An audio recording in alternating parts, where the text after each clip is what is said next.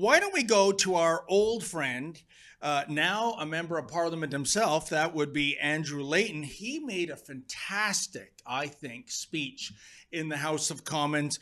Why don't we run to an excerpt of that and sort of make sense of what he was saying? This is what I will do as a member of Parliament. So I do not take the fairweather patriots, those with their newfound celebration of Canadianism, with their flags still creased and wrapped in plastic practically, as they seek to lecture Canadians on what it means to be an elbows up Canadian. Mr. Speaker, I will always and have always waved the Canadian flag proudly, and I will not stand by while those who were denigrating people who did that years ago claim to have the moral high ground on what it means to be a Canadian now. This is a chamber. This is what You know what, Alexa, and when Andrew Lawton says years ago, not that many years ago, we're talking 2022, where the Freedom Convoy, they wrapped themselves in the Canadian flag, and the leftist elites heap scorn upon them. And I spoke to, one of the symbols of the Freedom Convoy all over Canada was the pickup truck with a hockey stick coming out of the bed with a Canadian flag.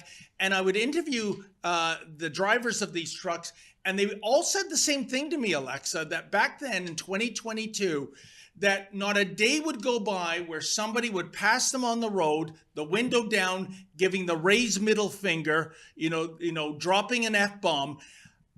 Oh, suddenly red and white, it's in vogue again. It's the new fashion. Elbows up, Mark Carney, the second coming of Captain Canuck. This is unbelievable to me, Alexa.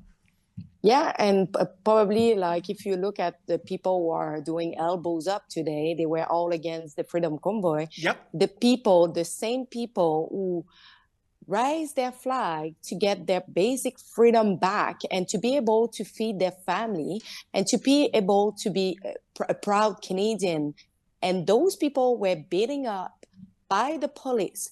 They were getting slammed. Their truck was being destroyed. Their window were smashed. Some people were dragged on the ground in the snow. A woman was trampled by a horse. I got shot in the legs. What do you expect more? It's just terrible to see the double standard again of those people who are raising their flag of elbows up, but they never been really proud to be Canadian. And that suddenly, just because it's Donald Trump, now, suddenly they have the sentiment to be a Canadian. Do they know really what it is to be a Canadian? Probably if you ask them, they probably don't know what it is to be a Canadian. And Alexa, I'd go even further. What year was it? I think 2016 or 2017.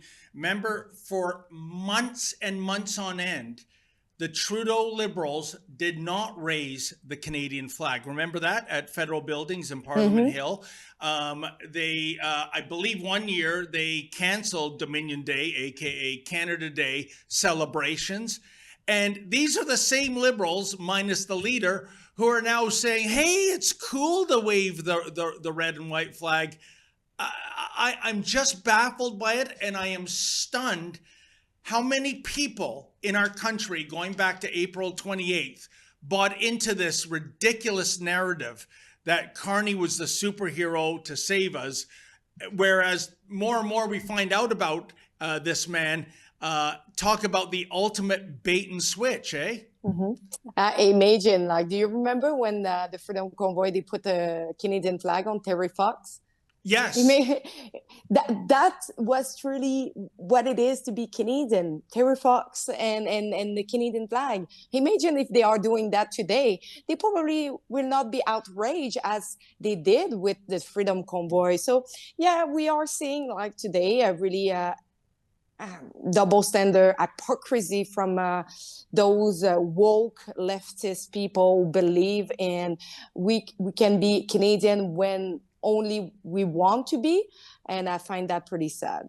And Alexa, I'm glad you brought up the Terry Fox statue, because I want to make something very clear. I never got out to the very first weekend of the Freedom Convoy. I was just recovering from an illness, but I was listening to the radio on the Saturday of the first day, and I was listening to 680 News here in Toronto, And the reporter reported that the Freedom Convoy members had vandalized the Terry Fox statue. And I remember putting my head into my hands and I go, oh, you dummies, how could you do that? And then I learned the so-called vandalization was making a cape of the Canadian flag around the Terry Fox statue. And if you're going to argue that that qualifies as vandalism, okay, then why, pray tell, during the Pride March in Ottawa, the Terry Fox statue is routinely draped in rainbow flags? Is that vandalism too?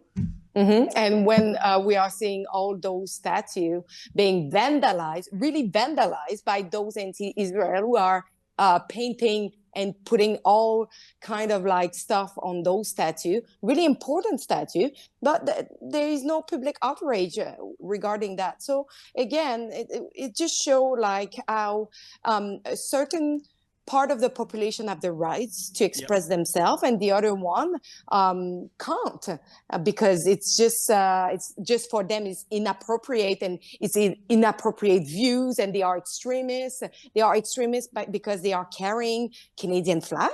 Yeah, it is just incredible, and that is a great point. When you look at statues of, say, Sir John A. Macdonald being routinely vandalized, the role of government and law enforcement is not to press charges of vandalism, but it's to either dismantle the statue and put it away in some warehouse, or, as we've seen in Ontario for the last 5 years, putting Sir John at Queen's Park in a wooden coffin. Can you imagine, for 5 years? That coffin's coming down this summer. I'm not sure which day, but it'll be most interesting to see when the thugs of Antifa or Black Lives Matter, or more recently the Hamas holes, come out to denigrate it. Let's see if these people are charged, because that's the way you deal with it, not canceling our own history.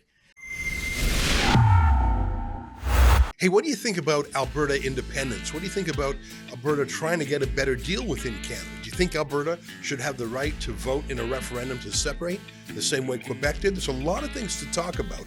Can Canada be fixed, or has the West tried that, done that, been there, and it's just not working? Well, we're going to talk about all these things in an amazing day-long conference in Red Deer, the heart of Alberta, on Saturday, June 14th.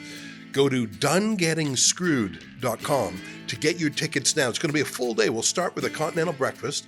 We'll have panel discussions. We'll have keynote speakers. We'll even have a debate. I think that's going to be the highlight of it.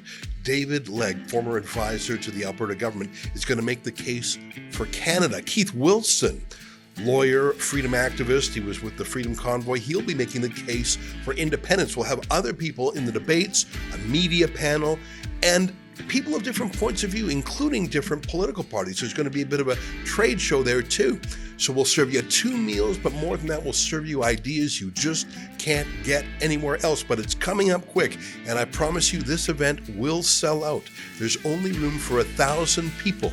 And I know that there have been 1,000-person meetings about this subject all over the province. In fact, we had an event in Calgary that sold out in 2 days when we had only 350 seats. So don't be disappointed. Go to donegettingscrewed.com and get your tickets now. I'll be there. Sheila Gunn-Reid will be there. So many interesting people. Our friends in other media companies like Western Standard, Juno News, and Countersignal. It's going to be a great day. That's Saturday, June 14th in Red Deer, Alberta, all day long. Go to donegettingscrewed.com to get your ticket now. Don't wait. I don't want you to be locked out. It's going to be full. See you there. That's donegettingscrewed.com.